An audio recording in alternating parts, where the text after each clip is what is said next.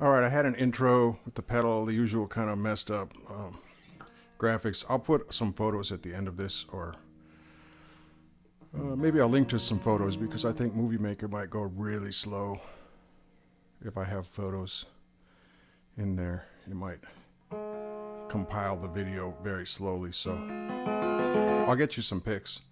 It's a Tomsline ADL-1 enclosure. I had taken that pedal apart when it broke down. So I use the enclosure for this double boost pedal. It has 3 knobs. It kind of goes in a V. That's I'm doing this from your perspective. You got your circuit 1. It's a Electra Distortion. 2 of them in series. So you've got one Electra Distortion, which is a 2N5088 transistor.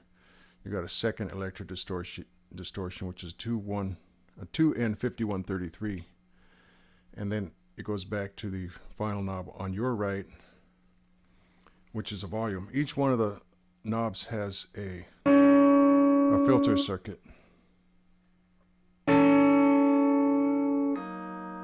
Okay.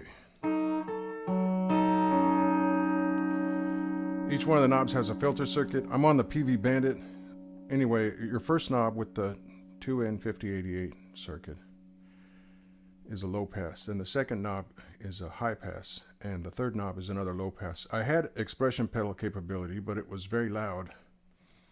I had just wired the Moog tip and ring, a tip ring sleeve jack. I had wired the tip and the ring into one of the filters, and it was creating undue buzz, so I thought, well, it must be because the sleeve's not grounded. So I wired a sleeve wire into ground, and now the expression pedal capability does not work. So I'm debugging this pedal. I'm actually running it off an external battery. I want to give it some flight time, some hours of use before I actually plug it into a wall.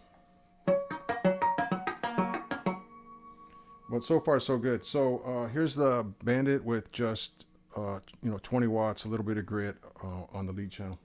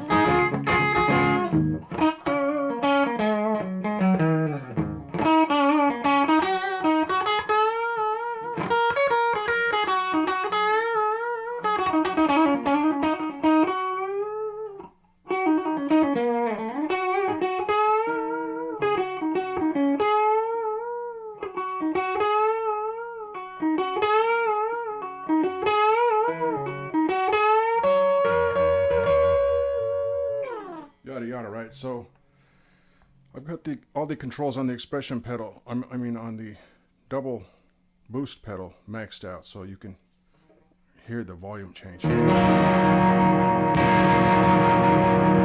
adds quite a bit more grit.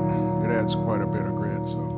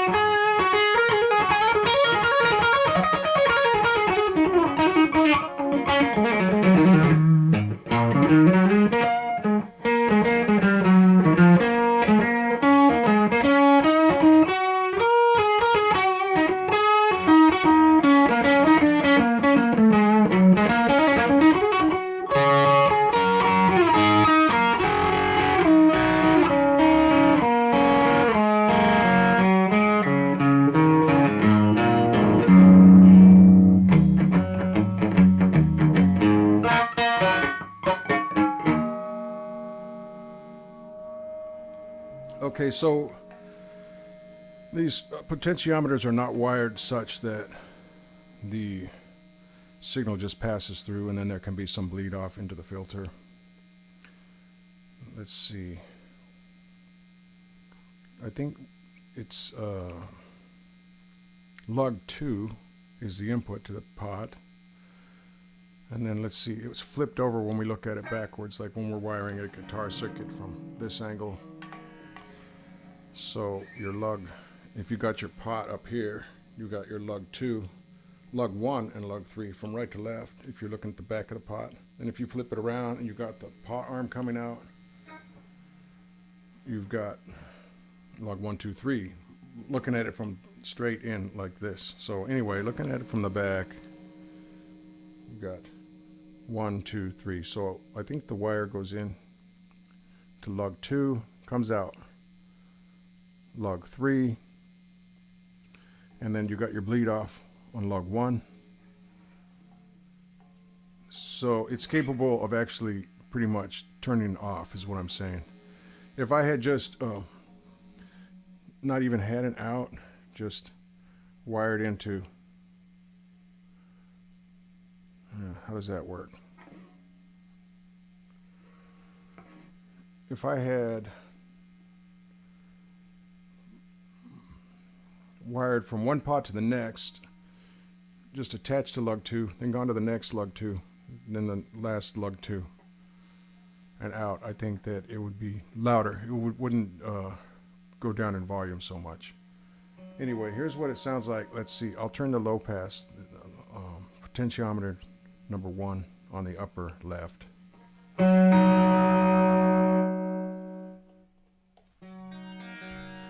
So you can hear it pretty much. It's pretty much gone, right? It's so that's what I'm saying.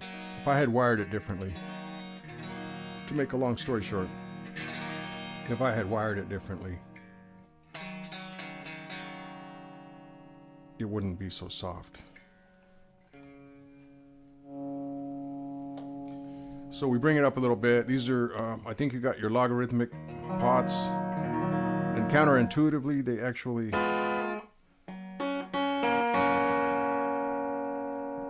actually sound smoother from one extreme to the other, 10 to 0, 0 to 10. Whereas these, I think, are not the logarithmic. I think it's the counterintuitiveness. I don't know. I see people arguing back and forth. I haven't quite figured it out. But these are the pots with the extreme amount of volume change, at least to our perception, you know, between like 0 and 1 or 2. Just like in the guitar here. Got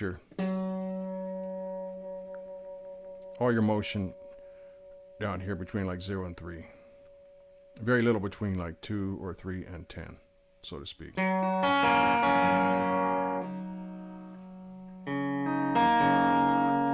So this is just a little bit of roll off.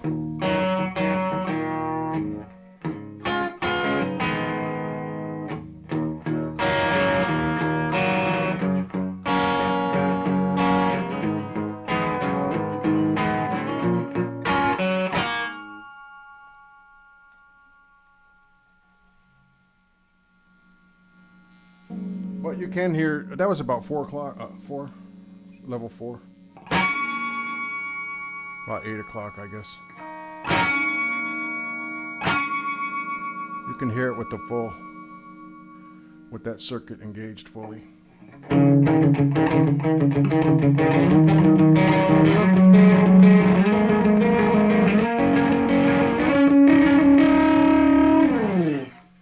So I had wired in the expression pedal, the Moog EP3, just using the tip and the sleeve to one of the final filter, the low pass, one of the 2 low passes, but the final filter.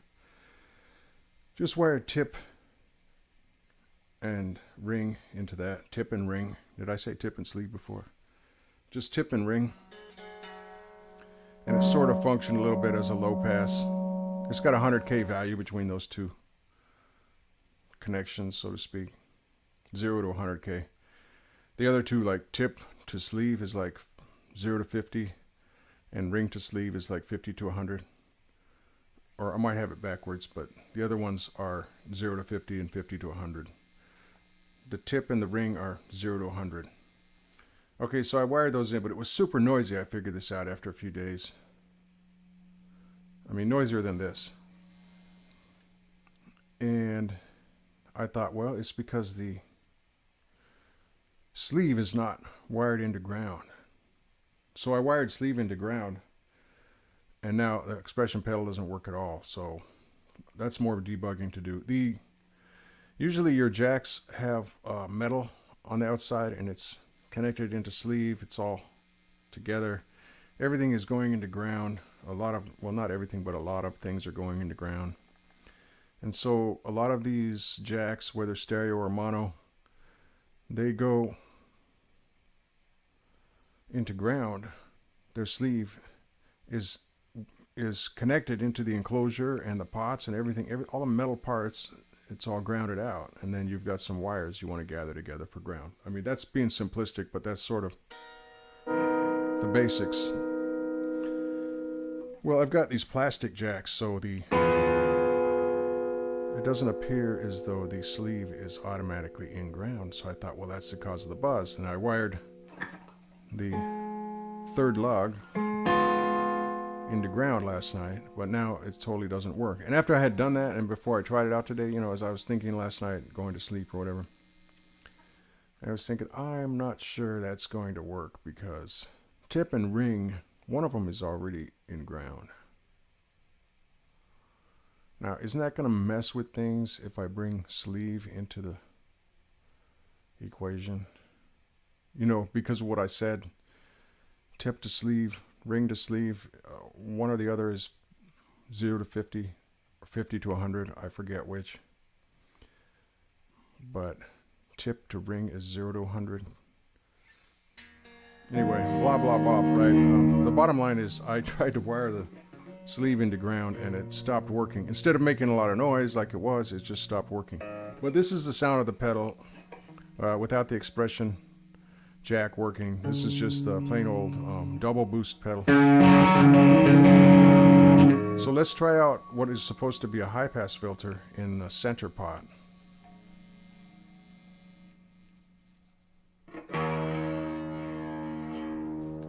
Okay, I didn't turn it clear down because it just loses too much volume. But you can hear that, right?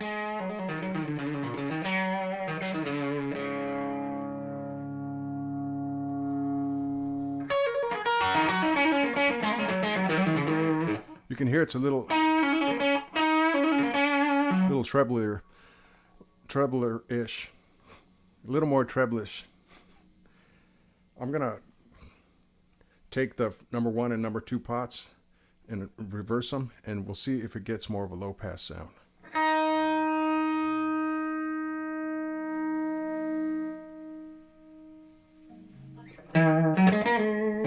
Yeah, it sounds like it.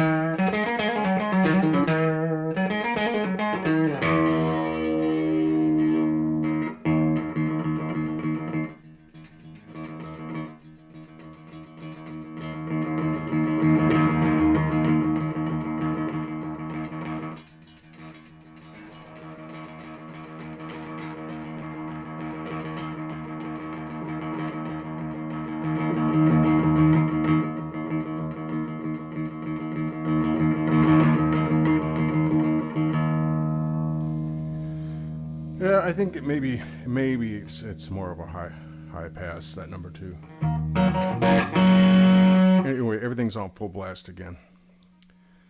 To be honest, they actually sound more like volume controls than tone controls. Oh,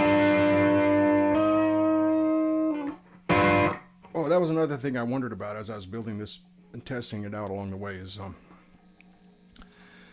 these are just like tone bleed circuits that you find in guitars, and somewhere I read that if you put the cap first and the resistor second, you would get a high pass. But maybe that was wishful thinking.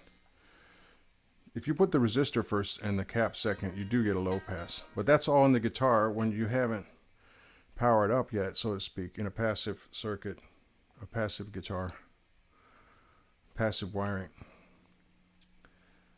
So I began to wonder if these tone bleed circuits really work that well in a powered circuit. And I mean, I'm trying to think of reasons why it's not as extreme. Like, okay, check out this tone circuit in the guitar. Like, that's a definite bassier, boomier.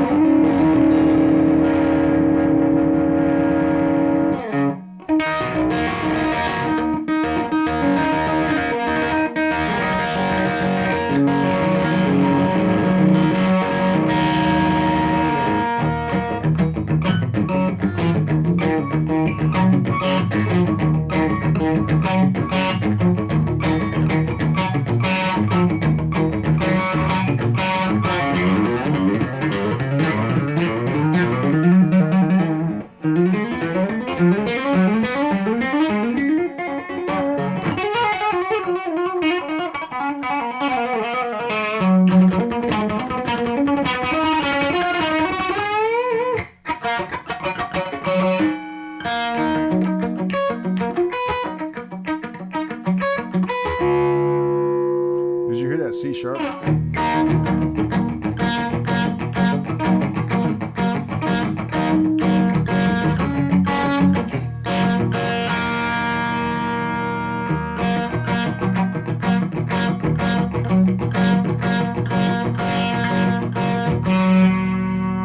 Oh, now that I'm trying to get it, I can't get it.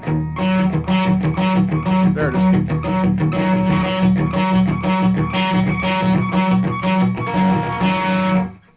That.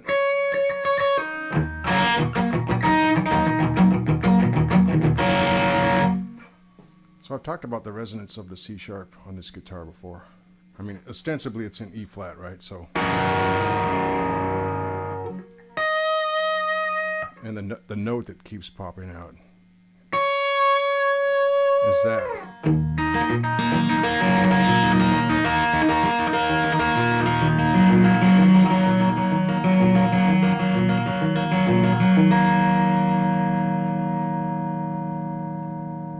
All right, so let's go.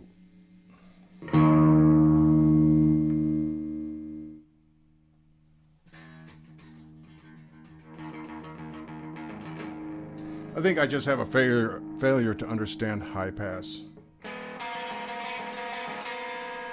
Although now all of a sudden that does sound a little tinnier.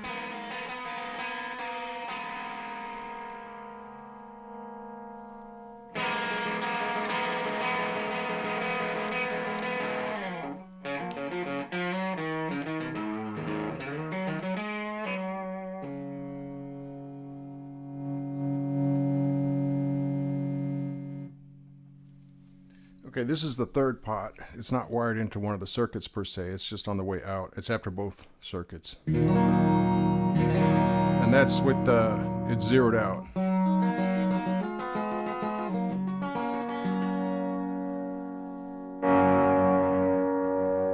Again, now I'm like at 1, right? So. And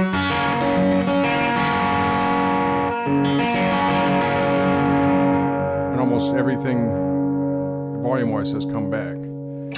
Okay, so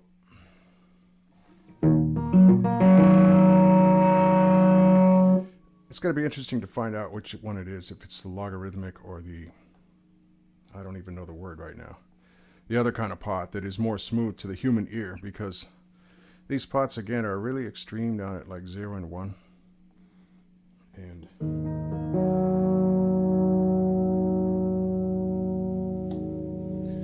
I would rather have something that were smooth. It's the same, like I was saying, with the tone.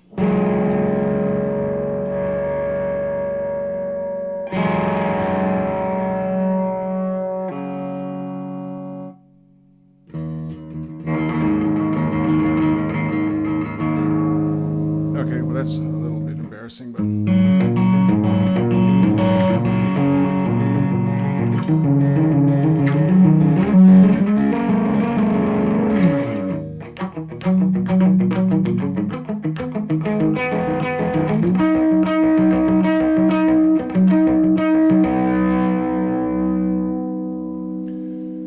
Okay, so I'm going on and on about this, and basically you can hear that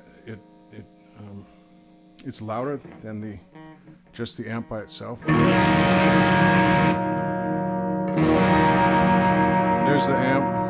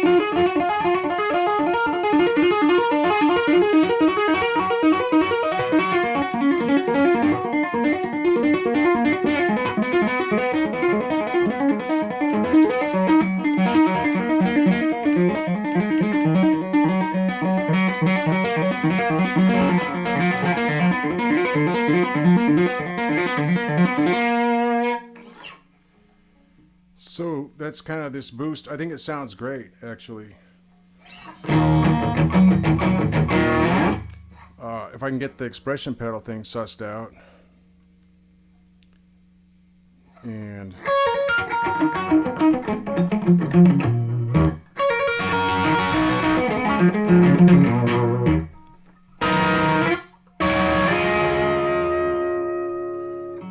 I'm working on a fuzz right now. A feedback fuzz. And that could be interesting. As a matter of fact, if I build enough of these dirt paddles,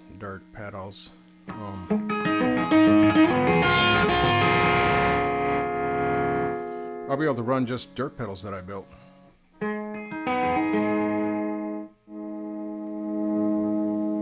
Because what I think gives this pedal its spank is that it has got new old stock resistors. You're probably not going to be able to see these. These are mil-spec, old school ceramic resistors.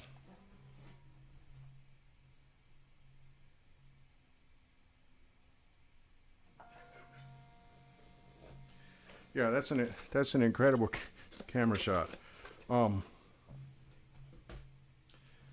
But yeah, I'm stocking up on old school mil-spec resistors and getting the capacitors that are like teardrop. Capacitors that are teardrop. They look like candy. They look like Skittles. So it's discrete components. That 2N5133 is sort of got a vintage look to it. The 2N5088, that's just those are your your 15-cent, I believe 15-cent transistors. So I'm not going to say that's super special. Okay, and the pots, I'm not using like super great pots, but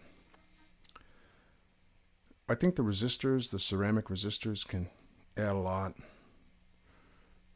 It could just be psychoacoustics, just my imagination. Anyhow.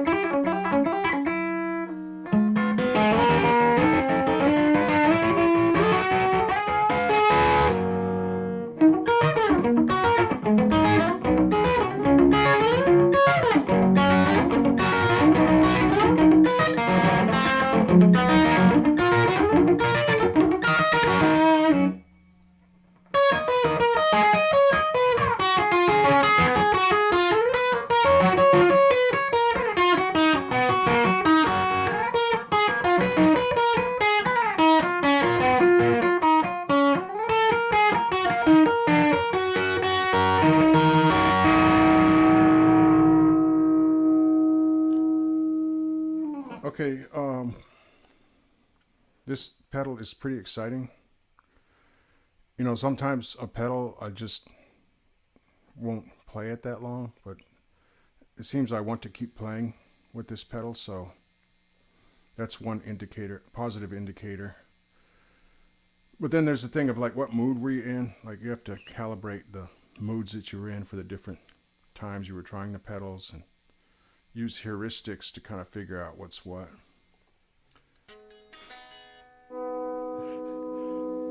Anyway, that is the double boost do-it-yourself 2 Electra fuzz circuit, 2 Electra distortion circuits in serial, point-to-point wiring, new old stock capacitors and resistors. Not quite built to spec, built with what I had on hand. A 2N5088 transistor, a 2N5133 transistor, and a supposed low pass, high pass, low pass, but the high pass, as you heard, is kind of suspect. I don't think I've quite figured out how to do a high pass.